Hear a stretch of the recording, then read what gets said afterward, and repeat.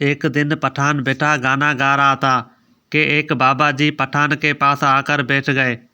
बाबा जी ने पठान से एक ही गाना 50 बार सुना। पठान ने बाबा जी से पूछा कि बाबा जी, आपको मेरा गाना इतना पसंद है कि आपने 50 बार सुना। बाबा बोला, पुत्र, जिदू तक तू सही नहीं सुनाना तेरी जान नहीं चलनी।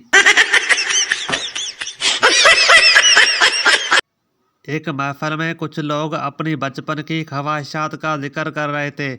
एक वकील की बारी आई तो उन्होंने कहा, मेरी ख्वाहिश थी कि मैं बड़ा होकर डाकू बन जाऊं। हाज़रीन में एक साहब बोले, फिर तो आप खुशनसीब हैं, वरना हर शख्स की ख्वाहिश कब पूरी होती है।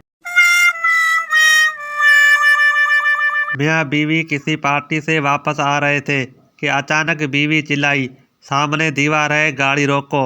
सामने दीवार है, अरे मैं कहती हूँ गाड़ी रोक। इतने में गाड़ी दीवार में जा टकराई। अगले दिन दोनों अस्पताल में पड़े थे कि बीवी ने पूछा, जब मैं इतनी देर से आवाज़ दे रही थी कि सामने दीवार है, फिर सुना क्यों नहीं और गाड़ी क्यों नहीं रोकी? शोहर ने कहा, गाड़ी मैं नहीं, तू चला रही थी।